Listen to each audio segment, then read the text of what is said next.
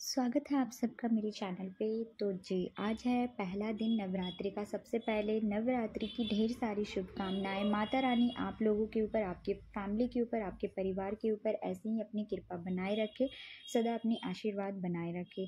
तो प्रेम से बोलिए एक बार जय माता दी। तो आज है पहला दिन नवरात्रि का और यहाँ पे मैं पूजा कर रही हूँ। प्रथम दिवस जो होता है वो माता रानी का जो है वो शैलपुत्री माँ का होता है, क्योंकि 9 दिन 9 रूपों का पूजा किया जाता है। तो आज प्रथम रूप है और जिनमें शैलपुत्री देवी का पूजा किया जाएगा। तो यहाँ पे मैं पूरे विधि विधान से घट स्थापना, कलश स्थापना, फिर अखंड दीप, उसके बाद माता रानी का जो एक छोटा सा मूर्ति है मेरे पास, मैं उसका विराजमान करूँगी। ये सारा चीज़ मैंने इस वीडियो में दिखाया हुआ है। और थोड़ा सा हम शैलपुत्री माँ के बारे में भी जानेंगे इस वीडियो के थ्रू, कि मतलब उनका कैसे, ये देवी दुर्गा का जो पहला रूप है, क्या इसमें स्पेशल है, क्या माता का मंत्र वगैरह है, वो सारा कुछ। और माता रानी किसकी बेटी थी, उनकी थोड़ा सा हिस्ट्री के बारे में हम ज़रूर जानेंगे। तो सबसे पहले या देवी सर्वभूतेषु लक्ष्मी रूपेण संस्थिताय नमस्तस्यै नमस्तस्यै नमस्तस्यै नमो नमः। तो शैलपुत्री देवी माँ के दुर्गा के 9 रूप में पहले स्वरूप में जाने जाती हैं। ये नव दुर्गा में प्रथम दुर्गा है। ये हिमालय के घर पुत्री में उत्पन्न होने के कारण इनका नाम जो है शैलपुत्री रखा गया। नवरात्र पूजन में प्रथम दिवस इन्हीं की पूजा और उपासना की जाती है। जैसे कि मैंने आपको पहले वाले वीडियो में बताया था कि मैं 9 दिन की फास्ट रखती हूँ, यानी कि मैं नवरात्रि पूजा करती हूँ। तो यहाँ पे मैं विधि विधान से वही पूजा कर रही हूँ। और इस प्रथम दिन की उपासना में योगी अपने मन को मूलाधार चक्र में स्थित करते हैं। यही से उनकी योग साधना का प्रारंभ होता है।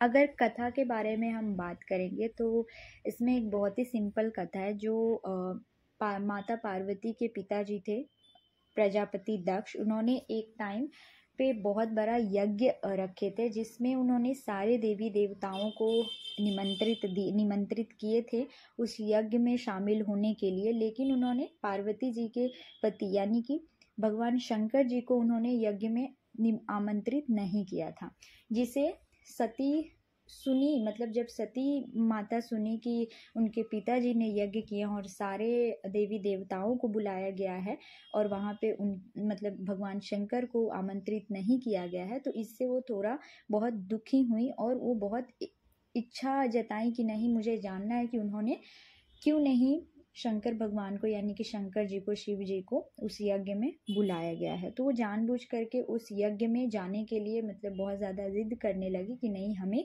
जाना है, मुझे जाना है, मुझे जानना है कि जो प्रजापति दक्ष मेरे पिताजी है वो किस कारणवश हमसे रुष्ट है। शंकर जी के इस उपदेश से सती का प्रबोध नहीं हुआ। पिता का यज्ञ देखने के लिए वहां जाकर माता और बहनों से मिलने की उनकी व्यग्रता किसी प्रकार भी कम न हो सकी। उनका प्रबल आग्रह देखकर भगवान शंकर जी ने उन्हें वहां जाने की अनुमति दे दी। फिर जब वो वहां पे पहुंची और उन्होंने देखा कि उनको कोई भी उनसे आदर और प्रेम के साथ बातचीत नहीं कर रहा है, सारे लोग मुंह फेर रहे हैं। केवल उनकी माता ने स्नेह से उन्हें गले लगाया। बहनों की बातों में व्यंग और उपहास के भाव भरे हुए थे। ये सारी चीज़ें देखने के बाद उनको थोड़ा अपमानजनक फील हुआ अंदर ही अंदर कि मैं अपने पिता के यज्ञ में आई हूँ और यहाँ पे मुझे कोई पूछ तक नहीं रहा है।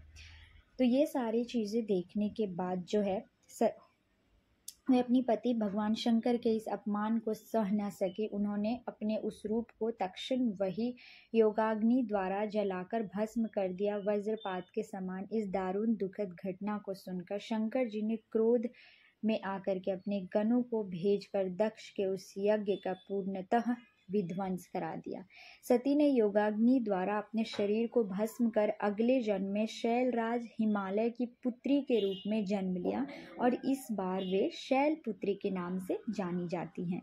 तो ये था शैलपुत्री माँ शैलपुत्री की कहानी के बारे में, कि वो कैसे मतलब माता पार्वती फिर माता सती कैसे इन अपने पिताजी के अपमान हेतु जो है वो अपने खुद को उन्होंने अग्नि में झोंक दिया। फिर जब वो फिर वो नेक्स्ट जन्म जब उन्होंने लिया, अगले जन्म में उन्होंने हिमालय राज की बेटी बनी, जहाँ पे शैलराज हिमालय की पुत्री बनी, जहाँ पे उनका नाम शैलपुत्री रखा गया है। और इनका इसलिए जो पूजा है नवरात्रि के 9 दुर्गों में से सबसे पहला माता का रूप शैलपुत्री होता है। शैलपुत्री का जो फेवरेट कलर होता है वो सफ़ेद होता है, यानी कि वाइट। बट यहाँ पे मैं वाइट नहीं पहनी हूँ, मैंने पिंक पहना है, क्योंकि ये मेरा जो कुर्ती है ये नया है, तो मैंने स्वच्छ वस्त्र जिसे कहते हैं, मैंने नए नए कपड़े पहन करके मैं पूजा कर रही हूँ, सो दैट कि कोई ये नहीं कि मतलब पुराना नहीं वैसे यूज़ किया जाता है, तो मैंने इसलिए पिंक पहना हुआ है। बट हाँ, आप अगर करना चाहते हैं, पहनना चाहते हैं, तो आप वाइट भी पहन वाइट नहीं, सॉरी, आई थिंक मैं मिस कर रही हूँ, बट वाइट नहीं है।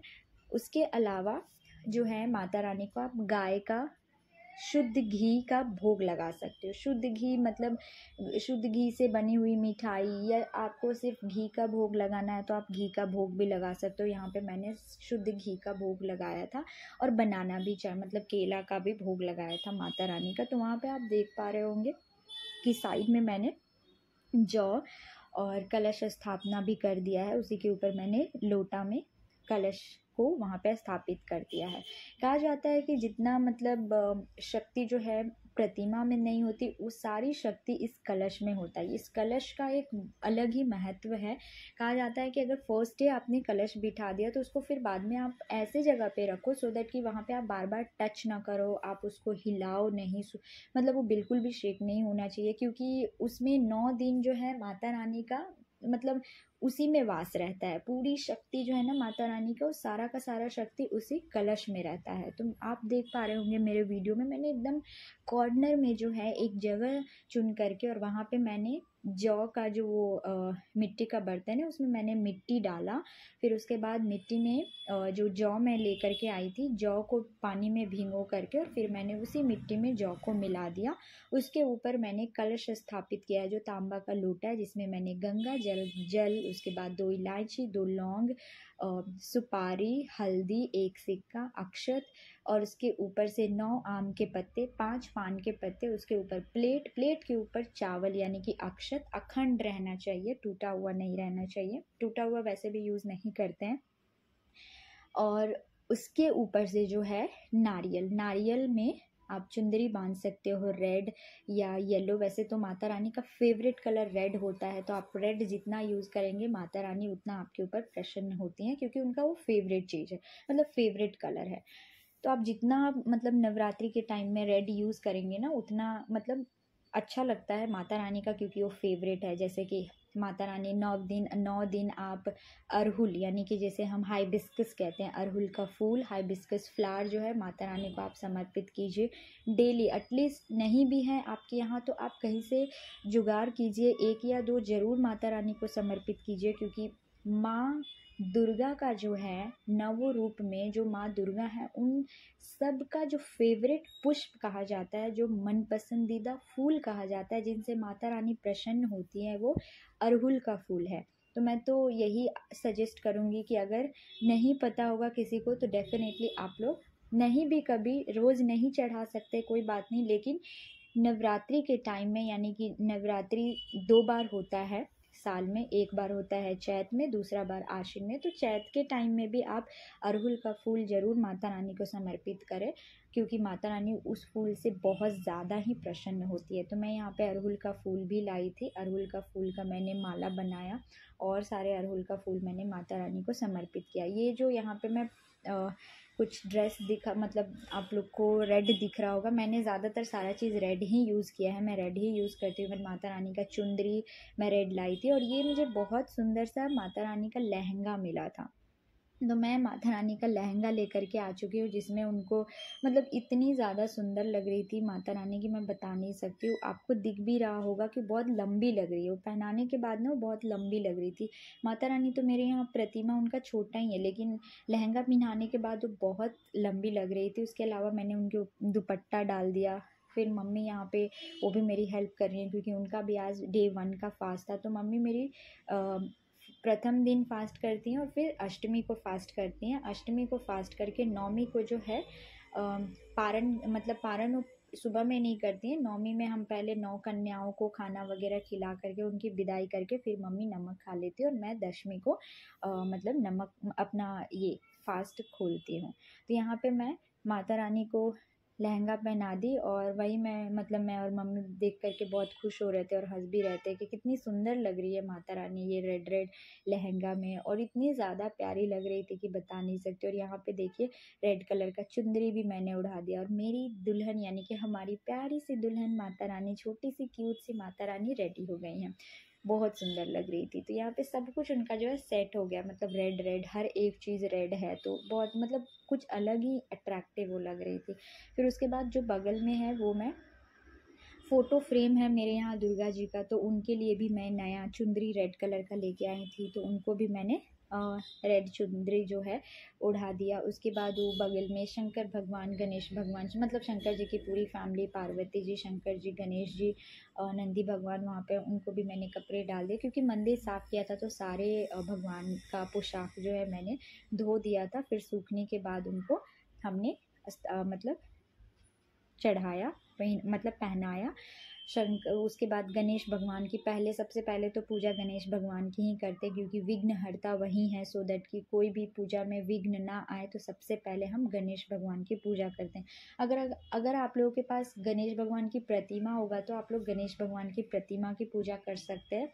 इन केस नहीं होगा तो आप एक सुपारी ले सकते हो और उस सुपारी को एज ए गणेश भगवान आप मन में मानिए कि हाँ ये गणेश भगवान है, मैंने गणेश जी को स्थापित किया है, और आप उस सुपारी को गणेश भगवान का सबसे पहले पूजा कीजिए। क्योंकि कोई भी पूजा शुरू करने से पहले ना कहा जाता है अपने हिंदू शास्त्र में या धर्म शास्त्र के अनुसार, या आपने देखा भी होगा बहुत सारी जगहों पे कि सबसे पहले हम गणेश भगवान की ही पूजा करते हैं। उनको हम पहले आमंत्रित करते हैं कि आप आइए और मेरे इस पूजा को सफल कीजिए। तो यहाँ पे मैं गणेश भगवान को भी कपड़े पहना रही हूँ सो दैट कि मैं उनका पूजा वगैरह कंप्लीट करूँ।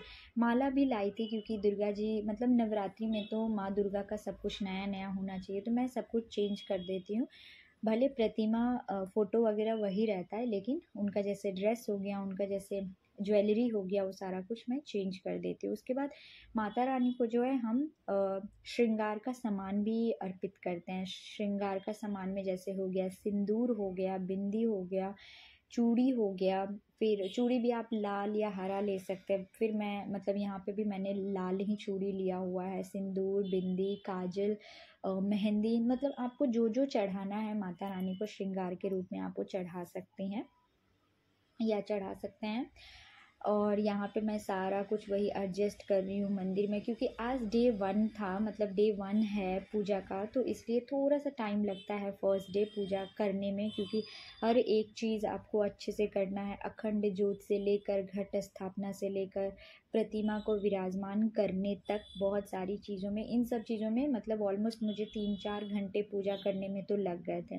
सुबह का जो मुहूर्त था उस मुहूर्त में मैं पूजा नहीं कर पाई थी, लेकिन दोपहर का जो मुहूर्त था 11:30 टू 12:45 11:45 टू 12:30 इस वाले मुहूर्त में मैंने पूरा पूजा कंप्लीट किया था। पूरा नहीं, मतलब घट स्थापना मैंने कर दिया था। उसके अलावा जो है मैं दुर्गा सप्तशती का पाठ करती हूँ, सारा पाठ वगैरह दुर्गा चालीसा पढ़ करके सब कुछ करने तक जो है मुझे हो गया था टाइम 3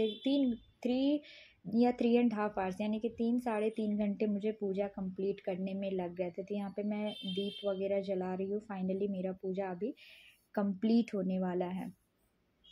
तो दीप वगैरह जलाने के बाद जो है मैं ये दीप दिखा करके, अगरबत्ती कपूर सब दिखा करके, चालीसा पढ़ करके सप्तशती का पाठ भी कर लिया। फिर उसके बाद माँ दुर्गा की आरती और माँ काली की आरती, फिर उसके बाद आपको गायत्री माता की आरती, और मतलब 4-5 आरती गा करके हम ये पूजा समाप्त करते हैं।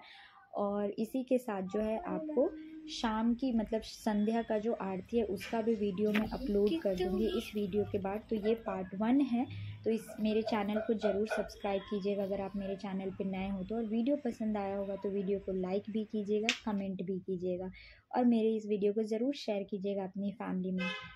प्रेम से बोलिए जय माता दी। आप लोग अपने अपने घरों में अच्छे से रहिए और नवरात्रि फेस्टिवल जो है खूब एंजॉय कीजिए। माता रानी आप सब लोग पे अपनी कृपा बनाए रखें। अभी के लिए बाय एंड टेक केयर।